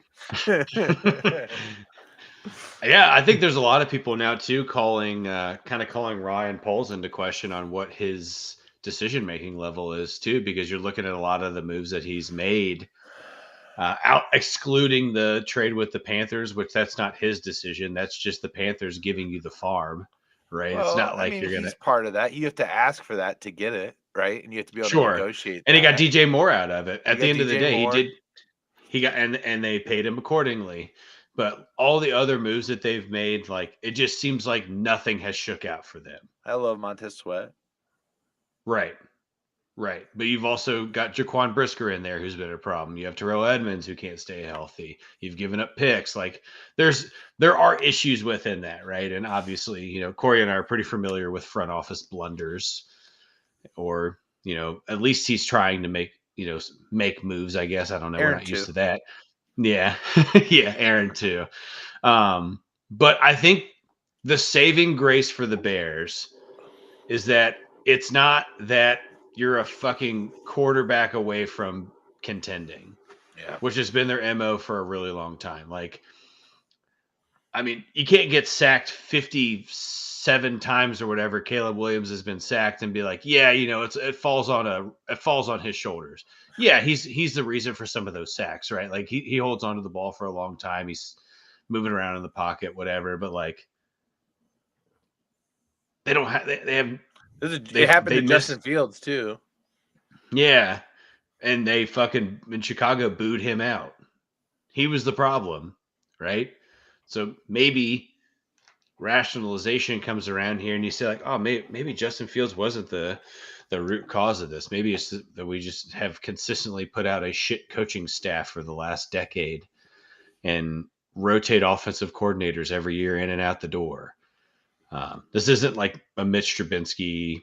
I guess you're going to say Justin Fields too in terms of like how you're drafting a quarterback. I think Caleb Williams I know that Caleb Williams' ceiling is higher than both of theirs. And you said it, Corey, like there are weapons there on both sides of the ball. It's just, they haven't filled in anything else. It's like you have 7 guys that can do a lot, and then the other 47 or whatever. Stop hiring scheme guys as their head coach and hire a leader. Yeah, that's a good. So who's a good head coaching candidate for Chicago then? I think he's about 300 miles north. Mr. Brian Flores. Makes sense to me. So you don't go offensive-minded head coach, you go defensive-minded head coach? Dude, Brian Flores makes a lot of sense to me. Ben Johnson. Yeah. Stick in the division. Aaron Glenn. Stick in the division as well. You can help your team. He already knows the division. He's already game planned for everybody except for his own team, right? So I know there's a lot of value there. Yeah, not wrong. All right, let's move on to the second half of this shitty Monday night. We've got the Falcons on the road versus the Raiders. Is Kirk starting? I don't know. He shouldn't. Let me be very clear. If there's no financial implications, Kirk Cousins doesn't deserve to start this game. If you're gonna bench Desmond Ridder after what he was doing, like Kirk didn't want to play the second half of that football game. It was that bad. It was that bad. Yeah. He played horribly. That said, the Raiders are a fucking shitstorm, so I'm taking the Falcons. Todd. Yeah, I'd like to see Michael Penix get out there and sling it for a few games. It'd be sick. It'd be good. It'd be good. I think people will be genuinely surprised what happens when he gets out on the field and gets to throw the ball 35, 40 Homie times. can spin that shit. He can Hell yeah, he can. sling the rock, man. Hell yeah, he can. And he's got a lot of weapons that he can utilize to be able all of their talent plays exactly into his strengths. Yeah. All of it. It makes perfect sense to me. Now, when they drafted him 8th overall, I didn't understand it. No. But you're looking at it right now and you're like, all right, well, shit, fucking let him throw the ball to Kyle Pitts 8 times. Let him throw it to Drake London 8 times. Like, let him spread the love around. See what you got. You're at a point now where if you don't win the division, you're not in the playoffs. That's kind of how it seems right now in the NFC. Yeah. So, fuck it. New head coach. I still firmly I think Michael Penix was still the best quarterback in this draft. So I think you fucking let him. Yeah, you let him fucking gun it, dude. Like I think that would be fun. You would see the offense. It would be a lot faster for Atlanta than what they're doing right now because that's where he thrives in that. He can throw that football a quarter mile. Yeah, he can. Dude's still got a cannon. Give me the Dirty Birds, baby. He's still younger than that quarterback that's been at Utah since Trevor Lawrence was at Clemson. What's his? I can't remember his name right now. Rising? Oh, Cam Rising. Rising, that's it. Yeah, thank Cam you. Rising. I couldn't think of his name. He's just granted his 9th year of eligibility, fellas. Let's go, Cam. He's making a quarter mil. Making a $250,000 at Utah a year. He's cruising, baby. Driving that brand new Dodge Ram around still. He's a king, dog. Yeah. Hey, it is what it is, man. King of Provo. All right, boys. Let's podcast. Well, same difference. Anything on college football playoff? I can't wait. Got Army Navy this weekend. Should be an awesome game. No. Yeah. There's some other good football games on this weekend too. I know. Just Army Navy's a classic rivalry game. Yeah. Wait, am I wrong? Is the college football playoff not starting this weekend? Yeah, it starts on Saturday. It's I was gonna 14th, say right? I'm tripping. Yeah. I'm tripping. Yeah. Yeah, you got it starts Friday. First game's Friday night. Ooh, is it? Yeah, we got is it SMU Penn State Friday night? Let's look here. I'll pull it up right now. Let's make our picks. Just rapid fire. Boom, boom, boom. No, it starts on the 21st, not this weekend. Next Friday. Yeah, so you got Army Navy Saturday, and then you got a bunch of bowl games. And then next Friday. What is next? Next Friday is the 20th. SMU Penn State. and Penn State. Yeah. So you got Ohio and Jackson State. You got Tulane in Florida. You got IU and Notre Dame. You got SMU Penn State. All right. SMU Penn State's on Indiana Saturday. Notre Dame. Indiana Notre Dame is the Friday game. Yes. All right, I got Notre Dame. SMU Penn State. Give me Penn State. Give me the Hoosiers. Give me Penn State, and I will take Texas. Wow. Who you got for Tennessee, Ohio State then? I got Ohio State.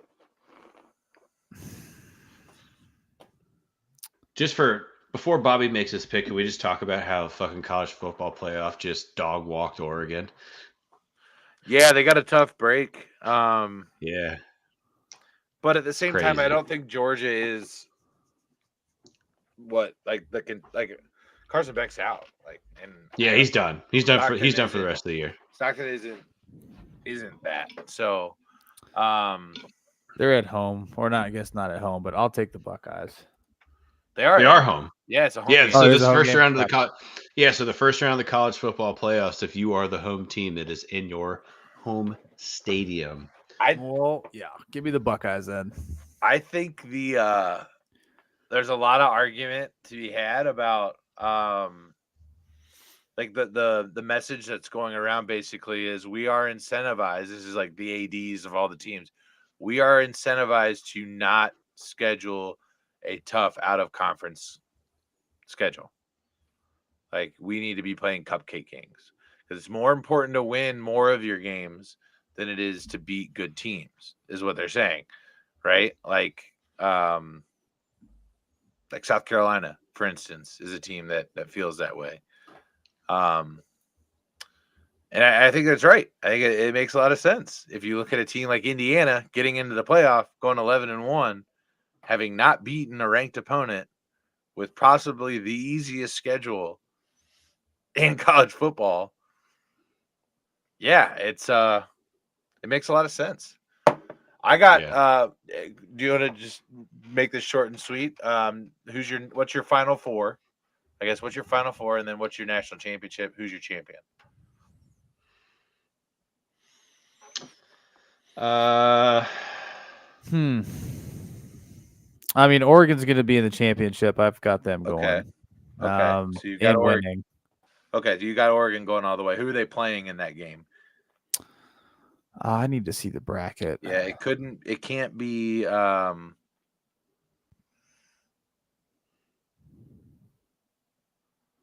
Just let me know what my options are. I can't see the freaking bracket. Yeah, let me pull up the bracket. Would it be silly to say that there's a good chance that the national championship could be Oregon and Notre Dame? Todd, that is my national championship game. Yeah, that's where my gut is right now. Yeah. I've got Georgia, Oregon, Notre Dame, Texas as my final four. Yeah, Texas and Oregon for sure.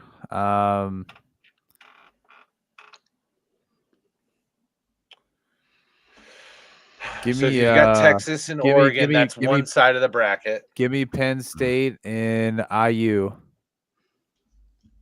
Penn State and Indiana. Give me the fucking Hoosiers. Wow. That'd be saucy. I like Penn. Actually, I'm sorry. And I'm going to take Penn State to play Oregon. I was wrong in my final four. My final four couldn't happen. I've got Notre Dame, Penn State, Oregon, Texas in my final four. Penn State beating SMU, Boise State, and then playing Notre Dame in the final four. Right. And then Notre Dame. Boise State. Scratch that. I'm going to have Boise State and IU, Boise State playing Oregon in the championship. And give me fucking Boise State. I'm going to take Boise State. Dude, that would be crazy. Give me Ashton Genty. It would be great. It would be insane. But let me be very clear. If Oregon plays Penn State, they are going to beat them by 40 fucking points. Again? No, they beat them by 6. Yeah, what was it, 45 to 30? I thought it was a close game, wasn't it? Or am I wrong? Well, it was, but they were beating them by 3 touchdowns at one point. Oh, were they? Yeah. Okay. And then Penn State scored 2 quick ones in the fourth quarter. Boise State. You mean Boise State? No, yeah. Oh, you're saying if Boise State played Oregon. Yeah, Boise State versus Oregon. Oh, sorry. I thought you said Penn State. Yeah, they only beat them. They only lost by 3. Yeah, that's Bobby's Natty. Yeah, they only lost by 3 when they played That'd Oregon. Be sick, dude.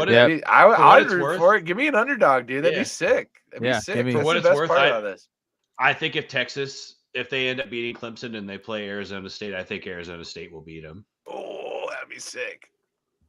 So then it would be an easy road for Oregon. It would be an easier road. Yes. Yeah.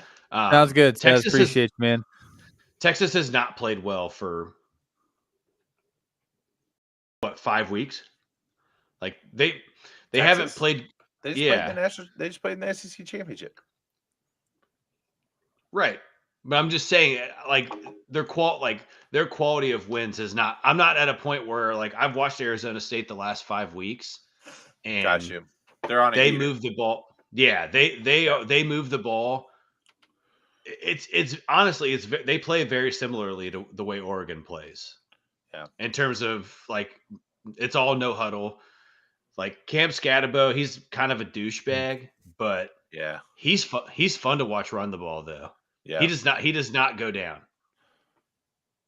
I think Oregon's the most complete team football. I think there's only one team in college football that can beat them, and that is Notre Dame. That's why my national championship game is going to be Oregon versus Notre Dame. I love the way Notre Dame plays defense. They are all over the place, and they absolutely smack the shit out of people. And Bobby, you love a good running game. I'm telling you, when you watch this Indiana Notre Dame game next Friday night, there's a guy by the name of Jeremiah Love that is going to make your wiener do things when you watch him run the football. This dude is a fucking linebacker carrying a football. It is awesome. Yeah. He jumped over a human being on way to a touchdown. It's just he's so much fun to watch. And I think he's a sophomore, if I'm not mistaken. He's a sophomore. Yeah, so he's he'll a be back sophomore. again next year, probably a Heisman favorite. He's a freak, dude. He's an absolute freak. That's my natty, and I got Notre Dame winning the national championship. Wow. Over Oregon. Really? Yeah. I think that Riley or that this defense is enough to get it done. I think Jeremiah Love is somebody that they can ride. They've got enough firepower on offense. They've got a complete defense. They can hang with Oregon. I absolutely believe that. And there hasn't really been many people that can. Obviously, Penn State made it close, but if you watch that Big Ten championship game, Oregon controlled that football game, the entirety of the game. Jeremiah Love, for what it's worth, I just looked it up, averages 7 yards a carry. He's a freak, dude. Pretty good. He's a freak. And Josh bringing up too, Bill Belichick signing a 5-year deal to be the coach of North Carolina. I thought it was 3. It came out after the fact that it's a 5-year deal. Oh, I don't get it, but okay. NIL money. So a part of this agreement is NIL money for football at North Carolina goes from $4 million to $20 million. Oh, like boosters are like, all right, let's ride. Yeah, 20. Yeah. It's a 5 times increase. Hey, I mean, shit, dude. If you're a kid coming out of high school, you got Bill Belichick coming to. I mean, he's gonna just slay on the recruiting trail, right? Yeah. I mean, he said, I don't know if I don't know in more ways than one. Just picking up moms and shit. For what it's worth, he did say, he said, I would run this program like an NFL program. And I don't know if that's good for college football. I don't know what that means because that's a shit ton of violations that kind of coincide with that. but yeah, man, I think if you are a senior and you've decommitted from somewhere, Chapel Hill's pretty enticing to go play football at now. Or if you're in the, I mean, there's a ton of quarterbacks just hit the transfer portal. I could very much see either like Malik Murphy going from Duke to North Carolina or Connor Wegman from Texas A&M going to North Carolina now. I'm going to go get ready for the draft by playing for Bill Belichick. He's going to help me get ready for the draft. Yeah. Absolutely. That's what he said. He said that this is going to be an NFL factory. That's my plan. Dude, that's a hell of a plan. You think that doesn't mean in his tenure? No, it doesn't mean they're going to win 10 games, but he's going to have a ton of guys that are ready to play in the NFL. The ACC's weak, though, so it could go anywhere. What's the future on North Carolina to make the playoff next year? Oh, God. No idea. If a losing conference champion, one-loss conference champion, or they lost in the conference championship with a loss, SMU, ACC runner-up, they made the playoff. That's all. That's the bar, right? Like North Carolina doesn't have to even win their conference. They just have to schedule an easy out of conference, not lose in a weak Power 4, and then just get there. Just get to the conference championship game with 1 or 2 losses, and you got a shot. Yeah. That's the bar. It's It'll be crazy. interesting, man. It'll be wild. God, It'll be college football's so fun now. I mean, the playoff is the best, dude. Like this is gonna I've watched maybe 17 minutes of Arizona State football. Maybe. I'm gonna be encapsulated. It's fun, dude. Get ready. It's fucking fun. I'm gonna be They're all fun. about it, dude. I'm gonna be all about it. Yeah, this is Last time Arizona State lost, it was to UC, by the way. That's their last loss. Wow. UC beat them by 10. Or 7, sorry. It's their last loss. That was in September. and here we Been go. a long time. Why are you bringing up old shit? Well, also their coach is younger than all 3 of us, too, just for what it's worth. He's 32. Now that we all feel like a piece of shit. What have I done? Chat, that'll wrap it up for us. You all have a beautiful weekend. Best of luck in the fantasy playoffs, and we'll see you guys next week for week 16. Deuces. Peace.